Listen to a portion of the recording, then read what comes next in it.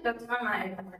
যে আমি বারবার মায়ের নাম দিয়ে আমি ডাকতে থাকি, যে মা মা করে আমি কাঁদতে থাকি, যেটা আমার আগে কখনো হয়তো ওরকম ভাবে হয়নি। আগে প্রায় 2:30 নাগাদ আমাদের যে আমরা যেখানে ছিলাম সেখান থেকে রাজাকালী খুব একটা দূরে না। তো সেখানে মানুষই এমন একটা প্রাণী যে হাজারটা গুণ নিয়েও জন্মেছে, তার মধ্যে অনেক গুণ আছে। তার মধ্যে সব থেকে বড় একটা জিনিস হচ্ছে হাম্বলনেস, যেটা বৃন্দাবনে আমার কাছে বারবার ধরা দিয়েছে যে মানুষ কতটা হাম্বল হতে পারে, মানুষ কতটা নম্র হতে পারে। এত জিনিস নিয়েছি ওখান থেকে, এত জিনিস নিয়েছি, কিন্তু সবই হচ্ছে আমার গোপালের জন্য। আমি বললো ব্যাগটা খুলে সব প্রথমে ফোনটাই বের করেছি, যেমনি ফোনটা বার করেছে আমি আবার চেষ্টা লেগেছি। সবচেয়ে পুরোনো মন্দির বলা হয় বৃন্দাবনে, তার মধ্যে মদনমোহন টেম্পল একটা, আর হচ্ছে গোপীনাথ টেম্পল, আর গোবিন্দ টেম্পল। এই কয়েকটা টেম্পল সব থেকে পুরোনো বলা হয়। আর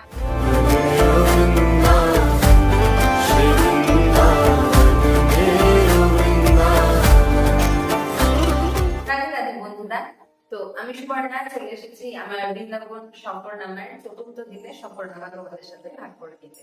হ্যাঁ জানি সিরিজটা অনেকদিন আগে শেষ হয়ে যাওয়া হয়েছিল, আসলে সব রকম কাজ সামলে তারপরে কিছু দিন আর ইচ্ছে করে না ভিডিও করতে বসতে, তাই দেখা দিয়ে গেল।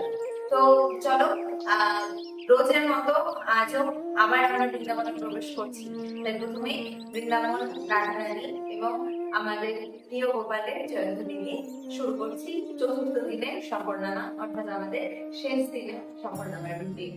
তো বলো বৃন্দাবন ধাম কি জয়, রাধা রানী কি জয়, बोलो बांके बिहारी लाल की जय, राधा वल्लभ की जय, राधा रमन की जय, बोलो वृंदावन धाम की जय। তো তৃতীয় দিনের সফরনামায় তোমাদের সাথে আমি শেয়ার করেছিলাম যে আমার সেদিন দিনের শেষে গোকুলে বৃষ্টিতে ভিজে এবং তারপরে সারাদিনের যে সফর সেটার পরে আমার জ্বর আসে, এবং সেই জ্বর নিয়ে আমি রাত্রে ঘরে ফিরি। সেখানে আমার একটা এক্সপিরিয়েন্স হয়, সেটা তোমাদের সাথে আমার মনে হয় শেয়ার না করলে খুব ভালো। তোমরা যেহেতু সম্পূর্ণ আমার যাত্রাটাতে তোমরা সাথে রয়েছো, তো এরকম হয় যে আমার ভালোই জ্বর আসে মোটামুটি, মানে শরীরের তাপমাত্রা ভালোই বেড়ে যায়, এবং আমি ফিরে এসে কোনো রকমে ফ্রেশ হয়ে আমি শুয়ে যাই। সেখানে খাবার দাবার আমি কি খাই না খাই আমার অ্যাবসেন্স কিছুই সেদিন আর মনে নেই যে আমি কি খেয়েছিলাম না খেয়েছিলাম। আমি ওর মধ্যে ঘোরার মধ্যে চলে যাই, আর আমার বারবার যেটা হয় আমি বারবার কিছু ভাবনা আমার মাথায় ঘুরতে থাকে, হয়তো যেগুলো আমি চেয়েছি মন থেকে, যেগুলো আমি স্বীকার করিনি কখনো নিজের কাছে, সেরকম কিছু ভাবনা মনের মধ্যে ঘুরতে থাকে। আর সেখানে একটা জিনিস আমার মধ্যে বারবার আসে, সেটা তোমার মায়ের কথা। যে আমি বারবার মায়ের নাম দিয়ে আমি ডাকতে থাকি, যে মা মা করে আমি কাঁদতে থাকি, যেটা আমার আগে কখনো হয়তো ওরকম ভাবে হয়নি।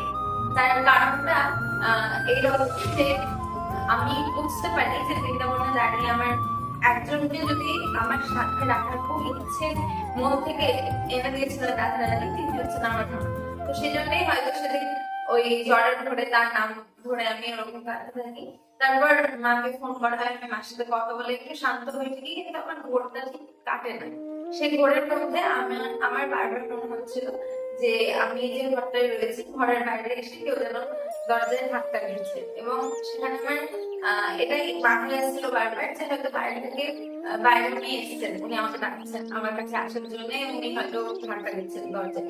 তো যাই হোক হাওয়া ছিল বা যাই ছিল বা আমি পড়েছিলাম বলে আমার আমার সেটা মনে হয়েছিল এটাও হতে পারে, আমি ঠিক জানি না, কিন্তু এই একটা এক্সপিরিয়েন্স হয়েছিল যেখানে আমার মনে হয়েছিল যে আমার ঠাকুর আমার কাছে চলে এসেছেন, আমার ঠাকুরও চাইছেন হয়তো কিছু আমার কাছ থেকে। তো যাই হোক রাতে অত ভোর জ্বরের মধ্যে আমি আর কিছু করতে পারিনি, কিন্তু আমি বলেছিলাম যে আমরা প্রেমানন্দজি মহারাজের দেখা পেয়েছিলাম, সেখানে আমি ছিলাম না, আমি ছিলাম না, আমার দিদি জামাই বাবু সেই দিন রাতে প্রায় 2:30 নাগাদ আমাদের যে আমরা যেখানে ছিলাম সেখান থেকে রাধাকালী খুব একটা দূরে না। তো সেখানে যাই, আমাদের অ্যাপার্টমেন্ট থেকে বেরোনোর সময় ওরা সেখানে সাথে পেয়ে যায়, এবং ওরা টোটোতে করে গিয়ে খুব ভালোভাবে প্রেমানন্দজি মহারাজের দর্শন পায়। আমার শরীরটা ঠিক থাকলে হয়তো আমি যেতে পারতাম, আমি ওনার দর্শন পেতাম, কিন্তু ঠিক আছে বৃন্দাবনে গেলে কিছু বাকি রাখতে হয়, সেই কিছুর মধ্যে এটাও একটা বাকি থাকলো, এটাও একটা ইচ্ছা থাকলো যে আমি পরবর্তীতে আবার বৃন্দাবনে গিয়ে অবশ্যই ওনার দর্শন আমি করবো। তো এভাবে তারপরে ওরা ফিরে আসে, আমরা সকালে উঠে স্বাভাবিক ভাবে, যেহেতু শরীরটা খুব একটা ভালো ছিল না, তো এদিন আমাদের সকালে ঘুম থেকে উঠতে অনেকটা দেরি হয়ে যায়। এবং আমার বিশেষত আমি মোটামুটি ঘুম থেকে উঠি আটটার দিকে করে, এবং রেডি হয়ে আমরা বের হই প্রায় 9:30 10টা নাগাদ। বেরোনোর পরে আমরা যখন নিচে নামি, সেখানে নেমে আমরা ব্রেকফাস্ট করা হয়নি বলে আমরা ঠিক করি যে ব্রেকফাস্টটা করে বেরোবো। আমাকে আমার ন্যায়াটা খুব বকে যে আগে দিকে খাসনি বলে, তো শরীর এতটা খারাপ হচ্ছে, তুই আগে খাবি তারপর কথা বলবি। তো আমরা যখন ওরকম খাবার জন্য প্রিপারেশন নিচ্ছিলাম, তার মধ্যে বৃষ্টি আসে প্রচন্ড, এবং সেই বৃষ্টিতে আমরা আটকে যাই, আবার ফিরে ঘরে আসি। ঘরে এসে পরের দিনই বেরোতে হবে, জিনিসপাতি গোছানো শুরু হয়। আর মোটামুটি এই করতে করতে আমাদের 11:30 12টার মতো হয়ে যায়। এরপর তারপরে বৃন্দাবনের নিয়ম মতো তো 12টার সময় ঠাকুর যাবেন গরু চড়াতে, সেই জন্য সব কপাটের বন্ধ হয়ে যায়। তো ওখানে একটা ডেস্টিনেশন আছে যেটাকে 4 ধাম বলা হচ্ছে, সেই 4 ধামটা খোলা থাকে, সেই 4 ধামে আমরা যাই। আমাদের ওটাও 4 ধামটাও আমাদের কাপাটপুর থেকে খুব বেশি দূরে না, তো আমরা 4 ধামে যাই। সেখানেই আমরা মোটামুটি পরবর্তী 2-2.5 ঘন্টা ওখানেই কাটাই, কারণ 4 ধামের যে এরিয়াটা সেটা অনেক বড়। মানে সত্যি 4টে ধামের আদলে 4টে ধাম তৈরি করা হয়েছে, একটা রাধাকৃষ্ণের নামে, একটা আমাদের মহাদেবের নামে, একটা বৈষ্ণোদেবীর নামে মানে যোগ মায়া যিনি তার নামে, এবং শনিদেবের। তো এই 4টে ধাম ওখানে তৈরি করা রয়েছে। ওখানে যে মানে ক্রিয়েটিভিটি বলবো আমি, আসলে সময়ের সাথে সাথে, ইতিহাসের সাথে সাথে প্রত্যেক যুগে কিছু কিছু স্থাপত্য কার্যের মধ্যে থেকে কিছু কিছু ইতিহাস তাদের সাক্ষী রেখে যায়। তো আমার মনে হয় এই 4 ধাম যে স্থাপত্যটা, এই স্থাপত্যটা আমাদের এই সময়ের যে কারুকার্য বা এই সময়ের যে আর্টিস্টিক ভাবনা চিন্তা, সেটার একটা প্রমাণ বহন করছে, এবং যেটা অনেক দিন থেকে যাবে, যেটা ইতিহাসের পরবর্তীতে আমাদের এই যুগের কথাটাকে ব্যক্ত করে দিয়েছে। খুব সুন্দর ওখানকার পরিবেশ। ওখানে অনেকখানি বড় দুটো মূর্তি রয়েছে, একটা যোগ মায়া মানে বৈষ্ণোদেবীর, আর একটা হচ্ছে মহাদেবের নন্দনাথী যে আছে, ওখানে মহাদেবের নন্দনাথের একটা সুন্দর মূর্তি রয়েছে। এরকম ভাবে অনেক কিছু রয়েছে, ছড়িয়ে ছিটিয়ে যে ধামগুলো 4টে ধাম তৈরি করা আছে, সেই 4টে ধামের যে স্থাপত্য গুলো সেগুলো অনেক বড় বড়। ওখানে যমুনাজি রয়েছেন, গঙ্গাজি রয়েছেন, সকলের মূর্তি ওখানে রয়েছে। ওনারা যেভাবে নিজেকে রিপ্রেজেন্ট করেন এই পৃথিবীতে সেটা রয়েছে। বিভিন্ন যে স্কাল্পচার গুলো তৈরি করা রয়েছে, সেই স্কাল্পচারের পোশাকারে সেটা কি বার্তা বহন করছে বা সেটা কিভাবে রিলেটেড আমাদের ধর্মের সাথে, সেটা সেখানে লেখা আছে। তো হ্যাঁ, মানে আমরা ওল্ড স্কুল একটা জায়গায় যাই, অনেকটা সময় কাটাই সেখানে গিয়ে। ওখানে গিয়ে আমার একজনের সাথে আমি কথা বলি, যিনি রাজস্থানের কোন একটা জায়গা থেকে এসেছিলেন। আসলে আমি প্রথম দিন থেকে গিয়ে না, ওদের যেটা মানে পরিধান, যেটা বস্ত্র, সেই বস্ত্রটা আমার খুব ভালো লেগেছে। তো আমরা যখন বেরিয়ে আসছি, আমি আর আমার দিকে চলে আসছি, এবার এখানেও সেটা হয়েছিল, যেটা প্রথম দিন বলেছিলাম যে আমরা ওনাদেরকে দেখছি, ওনারা আমাদেরকে দেখছেন, মানে একে অপরের কাছে খুব আশ্চর্যজনক ভাবে আমরা ওনাকে ধরা দিচ্ছিলাম। তো আমি আর থাকতে না পারে আমি ওনার সাথে কথা বলি যে आप कहाँ से आ रहे हो माता जी, এরকম এরকম কথা বলে বলি যে आप जो है ना मुझे बहुत अच्छा लगा है। তো এত হাম্বল হয় মানুষ, কত মানুষের ভেতর যে মনুষ্যত্ব বোধ বা মানুষের অনেক গুণ আছে। আমরা এমন একটা সময়, এমন একটা দুনিয়াতে বাস করছি যেখানে আমরা মানুষের অপগুণ গুলো হয়তো আগে দেখতে পাই এবং সেটা দিয়ে তাদেরকে বিচার করতে থাকি, কিন্তু মানুষই এমন একটা প্রাণী যে হাজারটা গুণ দিয়েও জন্মেছে, তার মধ্যে অনেক গুণ আছে। তার মধ্যে সব থেকে বড় একটা জিনিস হচ্ছে হাম্বলনেস, যেটা বৃন্দাবনে গিয়ে আমার কাছে বারবার ধরা দিয়েছে যে মানুষ কতটা হাম্বল হতে পারে, মানুষ কতটা নম্র হতে পারে, মানুষের ভেতর কতটা পেশেন্স থাকতে পারে। মানে বৃন্দাবন ভূমিটা সত্যি পৃথিবীর মধ্যে থেকে হয়তো পৃথিবীর ছোট নয়, সেজন্য ওখানেই এত লোকের এত গুণের সমাগম করতে পারে। ওখানে সব যারা মহাত্মা রয়েছেন তারা বলেন যে বৃন্দাবনে গিয়ে কোনো কিছুতে দোষ করতে নেই। দোষ ধরবো কি, দোষ ধরার মানে আমরা সেই স্থিতিতে থাকছি না যেখানে দোষ ধরা যায়, আমরা যা দেখছি তাতেই আপ্লুত হচ্ছি। আমাদের সবই ভালো লাগছে সত্যি। ওখানে প্রতিটা জিনিসের মধ্যে ভগবানের বাস আছে, উনি আছেন, বলে বৃন্দাবন বৃন্দাবন হয়ে আছে, বা এটাও বলা যে বৃন্দাবন আছে বলে পৃথিবীতে এখনো পর্যন্ত হয়তো ভগবান আছে। বৃন্দাবন না থাকলে উনি হয়তো পৃথিবী ছেড়ে চলেই যেতেন একটা সময়ের পর। ওনার প্রিয় জায়গা, উনি নিজের হাতে তৈরি করেছেন, তাই বৃন্দাবনের মহিমা খুব ভালোভাবে বোঝা যায় ওখানে গেলে। যাই হোক, আমরা চারধাম দেখি। এবার চারধাম দেখার পরে আমরা এই আগের যে 3 দিন, সেই 3 দিনে আমরা সেভাবে খুব বেশি জিনিস কিনিনি, প্রসাদ ছাড়া। বৃন্দাবন থেকে আমরা খুব একটা কেনাকাটি কিছুই করবো। তো সেই জন্য আমরা তারপরে চলে যাই বাঁকুড়িয়া গেছি, সামনে যে মার্কেটটা রয়েছে সেই মার্কেটে। আমি একদিন বলেছিলাম আমাদেরকে যে আমাদের দ্বিতীয় দিনে আমাদের অনেক হাঁটতে হচ্ছিল। তো আমরা তখন যখন ওই মীরাবাইয়ের মন্দির এবং তারপরে দামোদর, রাধা দামোদর মন্দির, এই মন্দিরগুলো দেখার পর আমরা যখন বেরিয়ে আসছিলাম, আমাদেরকে অনেকটা হেঁটে আসতে হয়েছিল। তো ওই সময় যখন আমরা হেঁটে হেঁটে আসছিলাম, তখনই আমরা এই মার্কেটটা দেখি যে এখানে অনেক কিছু রয়েছে যেগুলো আমরা পরবর্তীতে কিনতে পারবো। তো সবকিছুই দিলাম, আমরা যদি ওই মার্কেটটা সেদিন ওইভাবে না দেখতে বা এক্সপ্লোর না করতাম, আমরা হয়তো পরবর্তীতে গিয়ে জিনিসগুলো নিতে পারতাম। এবার আমরা যাই কোন একটা জায়গায় ঘুরতে গেলে স্বাভাবিকভাবে কি হয় যে সেখানে গিয়ে সেখানকার যে পোশাক এখানকার যেগুলো সেগুলো বা খাদ্যদ্রব্য বা এইসবের প্রতি মানুষের মন বেশি যায়, তাই তো? এবার বৃন্দাবনে গিয়ে আমার সাথে যেটা হয়েছে, আমার মেয়ের সাথে যেটা হয়েছে, আমরা ওখানে গিয়ে ভগবান আমাদের মনে এতটা স্থান করে নিয়েছিলেন না যে আমরা নিজের জন্য কিছু কিনতে হবে সেটা ভুলে গেছিলাম। আমরা যেখানে ঢুকেছি ওই বাজারে আমরা প্রায় 2-2.5 ঘন্টা সময় কাটিয়েছি, তাও আমাদের মনে হচ্ছিল যে না, আমাদের এখন কেনা হয়নি, অনেক কিছু বাকি থেকে গেল, এটা না হলো না, ওটা না হলো না। আমি এত জিনিস নিয়েছি ওখান থেকে, এত জিনিস নিয়েছি, কিন্তু সবই হচ্ছে আমার গোপালের জন্য। আমার বাড়ির গোপাল, আশেপাশের গোপাল, তারা যারা রয়েছে, আমি যাদেরকে চিনি, যে গোপাল আমার সামনে এসেছে, তাদের জন্য আমি জিনিস কিনেছি। কারণ করে জিনিস কিনেছি আমি, এটা ওটা সেটা। আমি একটা দোকান পেয়েছিলাম ওখানে, যেখানে গোপালের সমস্ত কিছু পাওয়া যায়, মানে সব রকম যে সাইজ হয়, 1 নম্বর 2 নম্বর 3 নম্বর এরকম সাইজ অনুযায়ী গোপালের সব পাওয়া যায়। হাতের বাসা থেকে শুরু করে পোশাক, মাথার চুল, সমস্ত কিছু, গোল্লা সেই সব। তো আমি কি ওখানে ঢুকে যাই, ওই দোকানটাতে 1.5 ঘন্টা কাটিয়েছি। এটা নিচ্ছি, এটা নেওয়ার জন্য হচ্ছে না, এটা থেকে ওটা ভালো, ওটা এরকম করে করে আমি এত এত এত জিনিস নিতে পেরেছি ওই মুহূর্তে দাঁড়িয়ে। মানে আমার মনে হচ্ছিল আমি বাঙালি সবই নিয়ে খাই গোপালের জন্য, এতটা আমি এক্সাইটেড হয়ে গেছিলাম। আমি নিজে জিনিস কিনতে খুব ভালোবাসি, আমি নিজের জন্য খুব জিনিস কিনি, এটা কিনি ওটা কিনি, আমার মানে ভালো লাগে। কিন্তু সেদিন আমি যে শপিংটা যেটা করেছি, সেটা আমার জীবনের শ্রেষ্ঠ শপিং আমার মনে হয়।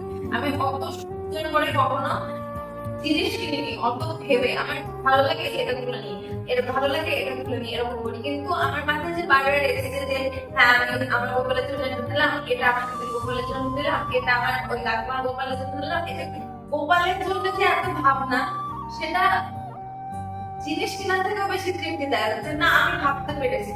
তো সেটা হয়।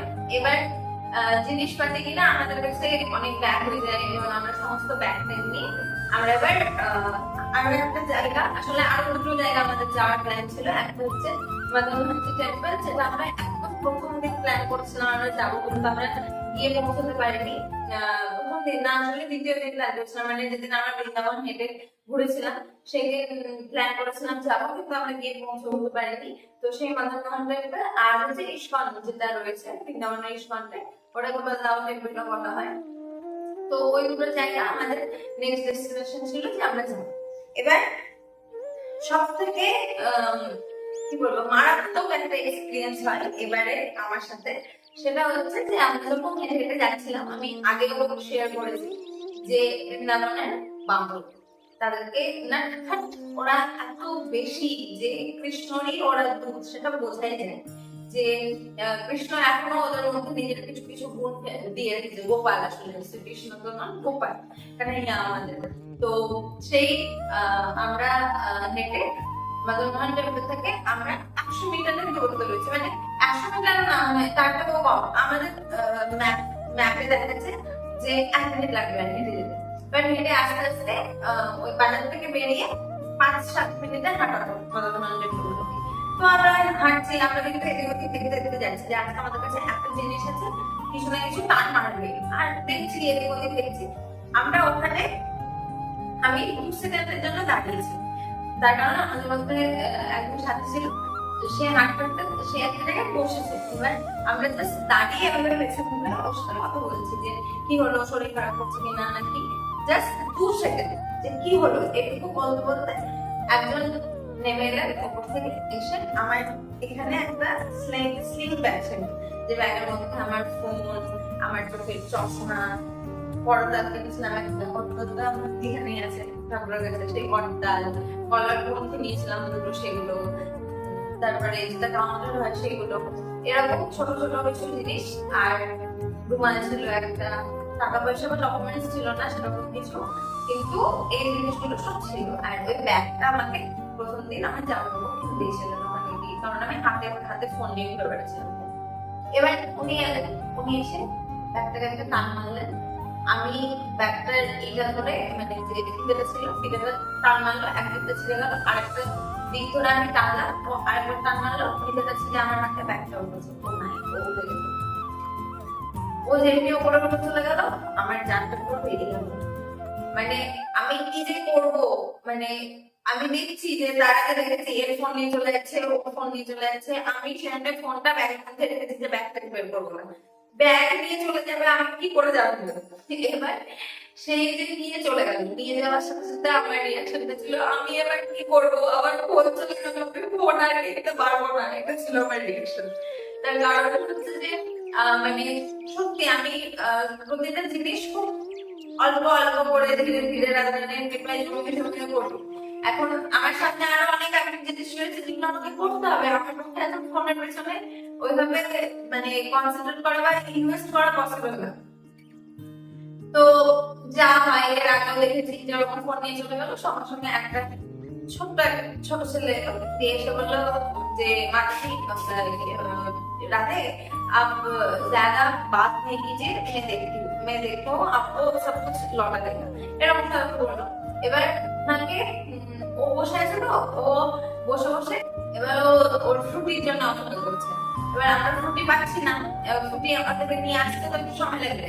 ও কি বললো, ব্যাগটা খুলে সব প্রথমে ফোনটাই বের করেছে, যেমনি ফোনটা বার করেছে আমি আবার যেতে লেগেছি যে আবার ফোন ভেঙে দিল, কারণ ভয় লাগছে না যদি ক্যামেরায় একটা কামড় বসে যায় বা কিছু করে, ও হয়তো ভাঙবে না করবে, কিন্তু ওরকম কিছু একটা ক্ষতি হয়ে যাওয়া মানে এখনকার ফোনগুলোতে অনেক খরচা করতে হবে। এবার আমি বুঝতে পারছি যে আমার সিচুয়েশনটা কি, আমি নার্ভাস হয়ে গেছি যে আমি কি করবো। এবার ওরকম চলছে, তারপরে আরেকজন চশমা বার করছে, চশমা বার করে চশমা ডাকি দেবে কামড়াচ্ছে, আমার মাথাটা খারাপ হয়ে গেছে যে আমি কি করবো।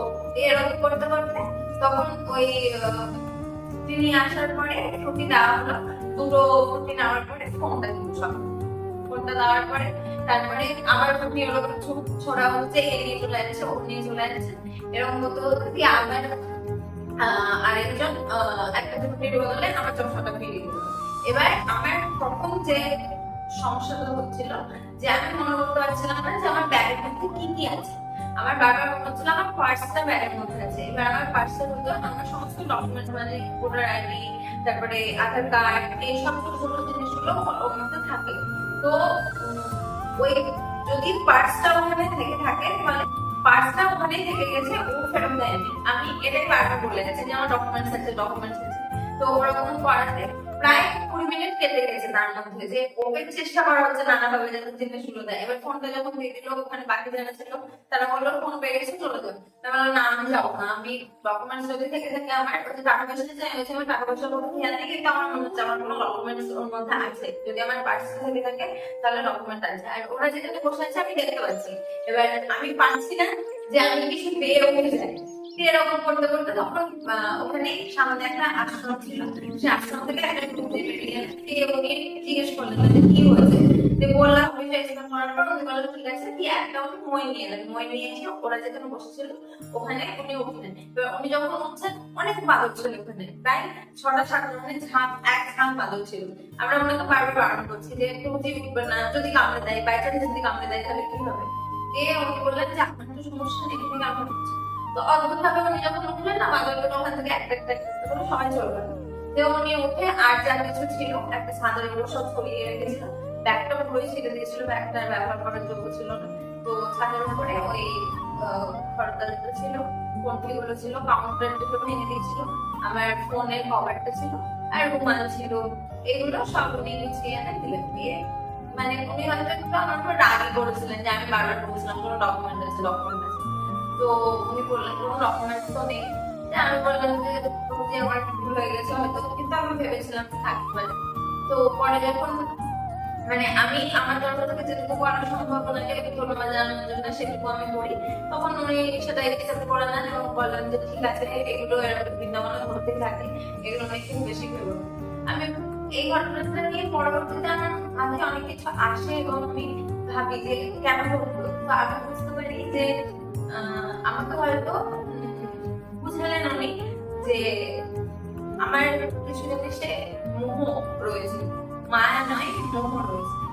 তো ঠিক আছে, আমি সেটা বুঝেছি এবং আমি ওনার যদি কৃপা থাকে আমি সেই জায়গা থেকে হয়তো আস্তে আস্তে বেরিয়ে আসতে পারবো, এটাই বলেছি।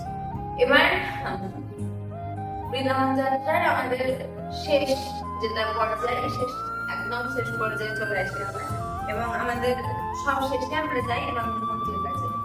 আমাদের মন্দিরের কাছে যাওয়ার পরে অনেক পুরোনো মন্দির, তিনটা সবচেয়ে পুরোনো মন্দির বলা হয় বৃন্দাবনে, তার মধ্যে মদনমোহন টেম্পল একটা, আর হচ্ছে গোপীনাথ টেম্পল আর গোবিন্দদেব টেম্পল। এই কয়েকটা টেম্পল সব থেকে পুরোনো বলা হয়। আর ইনারা তিনজনই ওখানে নেই, মানে ইনাদের যে আসল মূর্তি সেটা নেই, ওখানে যেটা রাখা আছে সেটা মানে ওনার অবয়ব রাখা আছে। আসল মূর্তিগুলো প্রত্যেকটা রাজস্থানের বিভিন্ন বিভিন্ন জায়গায় আছে। তো তো এখানে গিয়ে ওনার স্বরূপই দেখা যায়। এখানে আমার মনে হয় যে অন্য কোনো রূপ রাখা আছে, ওই রূপেরই একটা রেপ্লিকা রাখা আছে বলা যেতে পারে। তো আমরা ওখানে যাই, মন্দিরটা অনেকটা উঁচুতে, ওখানে খুব সুন্দর হাওয়া, খুব সুন্দর। আমরা গিয়ে মন্দির দর্শন করি এবং তারপরে ওখানে খানিকক্ষণ বসি। ওখানেও বাদর আসছে, এর কাছ থেকে এটা টানছে, কারো চশমা টানছে, কেউ ছাতা দেখাচ্ছে, নানা রকম ঘটনা ঘটতে থাকে। আর ওখানে দাঁড়িয়ে আমরা ভাবতে থাকি যে এবার যেতে হবে, এবার যেতে হবে। তো তারপরেও আমার দিদি আর ওখানে থাকে, আমার দিদি আমার ভাইদের সাথে ছিল, সেও কথা থাকে। আর আমি আর আমার জামা ব্যবহার করতে চলে যেতেছে যে কিছুটা জল নিয়ে আসি। যাই হোক, এবার তারপরে আমাদের শুরু হয় ফেরার পালা। আমরা মদনমোহন টেম্পলের সামনে মানে আমরা জগন্নাথের কাছ থেকে কিছুটা জল ধার নিয়ে ফিরে আসি, তখন আমরা দেখি যে মদনমোহন টেম্পলের সামনে দিদিরা একটা স্ন্যাক্সের দোকান মতো রয়েছে, সেই স্ন্যাক্সের দোকানে বসে রয়েছে। শেষ বেলাতে বৃন্দাবন আমাদের একটা শিক্ষা দেয় যে ব্রজবাসী কেন ব্রজবাসী। ওইখানে দাঁড়িয়ে ওই স্ন্যাক্সের দোকানে যে দাদাটা ছিল, সেই দাদাটা আমাদের সঙ্গে যে কনভারসেশন করে, সেখানে দাঁড়িয়ে সত্যি বলছি আমার মনে হয় আমি যা পড়াশোনা করেছি, যা কিছু করেছি, আমি টেলিভিশনে চাকরি করি, আমি যাই করি, আমার জ্ঞান নেই। ওনার জ্ঞানের কাছে আমার জ্ঞান একটা বিন্দু সমান। উনি এত সুন্দর করে জীবনটা বুঝেছেন, ওনার জীবন দর্শন এত সুন্দর। উনি একটা দোকান চালাচ্ছেন, একটা স্ন্যাক্সের দোকান চালাচ্ছেন, কিন্তু ওনার সাথে কথা বলে আমার নিজেকে কেন শুকনো মনে হয়। জীবনটাকে এত সুন্দর করে দেখতে জানেন। আমরা জানি না, আমাদের কাছে হতাশাই বল, আমরা হতাশার উপর বল করে বেঁচে থাকি, আমার তাই মনে হয়। তো ওনার সাথে কথা বলি, বৃন্দাবন আমাদেরকে শিক্ষাটা দেয়। ফিরে আসার সময় আমরা যে টোটোতে উঠি, বৃন্দাবন আমাকে শিক্ষা দিবে একদিকে আরেকদিকে পড়তে হবে। আমরা যে আসার সময় যে টোটোটা এসেছি, সেই টোটোটার যে চালক ছিল সে কোনো কারণে একটা মিস্টেক করে, মিস্টেক ইন দ্য সেন্স যে ওর ই রিক্সা তো হলো, তো ব্যাটারি ছিল না, চার্জ ছিল না অতটা।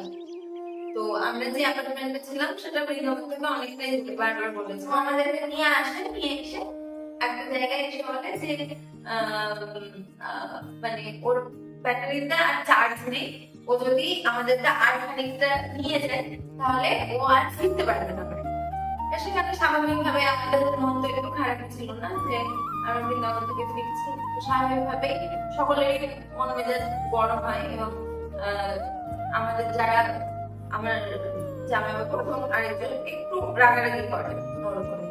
তো মানে বৃন্দাবন একটা পরীক্ষা নিল যে তুমি একটা অন সিচুয়েশনে পড়লে তুমি কিভাবে রিঅ্যাক্ট করছো। যাই হোক, অদ্ভুতভাবে ওই সময়টাতে আমাদের মনে এই ফিলিংসটাও আসে যে হয়তো না, বৃন্দাবন থেকে যাওয়ার সময়টা ঠিক হচ্ছে। তো আমরা পরবর্তীতে ওর হচ্ছে একটু ক্ষমা টমা চেয়ে নিই যে কিছু মনে করবে না, आप दिल में कुछ मत रखना, हम भी कुछ नहीं रखेंगे, आप अच्छे से रहना, आप अच्छे से घर चले जाना, ठीक है। हम ये जो भी है মানে ওখান থেকে আরো মিনিট 7 মিনিট কি 10 মিনিট মতো আমাদেরকে হাঁটতে হবে আমাদের যেখানে আছে সেখানে পৌঁছানোর জন্য। তো আমরা ওরকম ভাবে ওকে বলে তারপরে ওখান থেকে বেরিয়ে যাই। কিন্তু মানে মনের মধ্যে না অনেক প্রশ্ন জানতে শুরু করে তারপর থেকে যে আজকে যে দুটো তিনটে ঘটনা ঘটলো। শেষের দিন আমরা চলে আসছি বৃন্দাবন থেকে। বৃন্দাবন আমাদের কিছু দেখিয়ে দিল, আমাদের কিছু শিক্ষা দিয়ে দিল। ওই একটা দিন, সেদিন আমরা অন্য দিনের থেকে দেরি করে বেরিয়েছি, সেদিন আমরা অন্য দিনের থেকে কম জায়গায় ঘুরেছি, আমরা যাইনি কোথাও সেরকম ভাবে বলতে গেলে।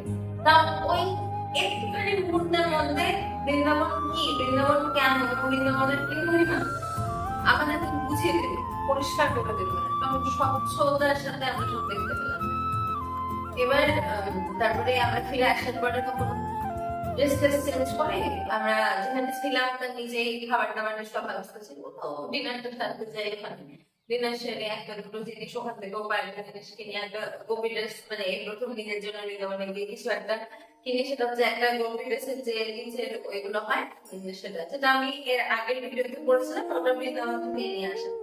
তো ওটা নিই এবং ঘরে ফিরে আসি। ঘরে ফিরে এসে আমাদের গল্প চলতে থাকে, আমরা কি দেখলাম, কি বুঝলাম, বৃন্দাবন কি শিক্ষা দিল, এরকম আমরা নিজেদের মধ্যে খানিকক্ষণ আলোচনা করি। তারপর আমাদের যে নিজেদের মধ্যে বেশ কিছু জিনিস নিয়ে আমরা যেটুকু বুঝেছি, আমরা যেটুকু শিখেছি, বা এই পৌরাণিক কিছু ঘটনা, এসব নিয়ে আলোচনা চলতে থাকে। প্রায় ওই করতে করতে 3টে বেজে যায় রাত্রি, ঘুমায় না আমরা সেদিন। 3টের সময় তখন একটু শুই, তারপরে 1 ঘন্টা 4টের মধ্যে উঠে আবার রেডি হয়ে আমরা 4:10টার মধ্যে বেরিয়ে যাই। যে প্রভুজি আমাদেরকে বৃন্দাবনে নিয়ে গেছিলেন তিনি আসেন আবার ফিরিয়ে দেওয়ার জন্য। এসে আপনি আমাদেরকে নিয়ে রওনা হন মথুরার জন্য। মথুরা জাংশন থেকে ভোর 5টায় আমাদের ট্রেন ছিল, তার আগে উনি আমাদেরকে পৌঁছে দেন। আমরা পৌঁছে যাই মথুরা জাংশন, ট্রেনে চাপি। ট্রেনে চাপার পর আমরা আজীবন মানুষকে হারানোর ভয় পেয়ে গেল। সেদিন আমার মনে হয়েছিল যে আমরা কিছুই পাই না সারা জীবনে, কারণ আমরা ভগবানের সান্নিধ্য পেতে অনেকটা দূরে থেকে যাই ভগবানের থেকে। আর বৃন্দাবন থেকে বেরোনোর সময় মনে হয়েছিল আমরা বৃন্দাবন থেকে বেরোচ্ছি, যখন মথুরা জাংশনে ট্রেনে উঠে গেছি তখন মনে হচ্ছিল যে ভেতর থেকে কেউ যেন কি একটা নিয়ে নিচ্ছে, যেটা খুব নিজের খুব আপন ছিল, সেটা কোথায় যেন হারিয়ে গেছে আস্তে আস্তে। যাই হোক, কিছু হারাইনি। বৃন্দাবন থেকে ফিরে বৃন্দাবনকে বেশি করে পেয়েছি, আরো পেয়েছি, এবং এটা বুঝেছি যে একবার বৃন্দাবনে যায় তাকে বৃন্দাবন চুনিয়ে চাপতে ধরে ফেলে, তার ভেতর থেকে সে কোনো ভাবে বেরোতে চায় না। আমি চাই না, আর আমি চাই না বৃন্দাবন আমার ভেতর থেকে বেরোয়, বৃন্দাবন আমার কাছে থাকুক, আমি আবার যেন বৃন্দাবন যেতে পারি। যারা দেখছো, যে কজনই দেখছো, আমাকে এই আশীর্বাদটুকু করো যে আমি যেন আমার জীবনে আবার এতটা পূর্ণ করতে পারি যে আমি বৃন্দাবনের মাটিতে পা রাখতে পারি, আর সেটা একবার নয়, সেটা যেন আমি বারবার করতে পারি। এটুকুই বলার। আর কথা বলার মতো সিচুয়েশন আমি নেই, আমি বলতে পারছি না কথা। তো যারা দেখলে বৃন্দাবনের এই সিরিজটা, তারা জানিও যে আমি কতটা বুঝাতে পেরেছি, বা আমি কি এক্সপ্রেস করতে পেরেছি, তোমাদের কি ভালো লেগেছে কি খারাপ লেগেছে সবটাই। আর যদি বৃন্দাবন যেতে চাও কখনো আমাকে বলো, আমি আমার সবটা দিয়ে তোমাদেরকে গাইড করে দেওয়ার চেষ্টা করবো যে কিভাবে বৃন্দাবন যেতে হবে। চলো এখানে শেষ করছি বৃন্দাবন সফরনামা।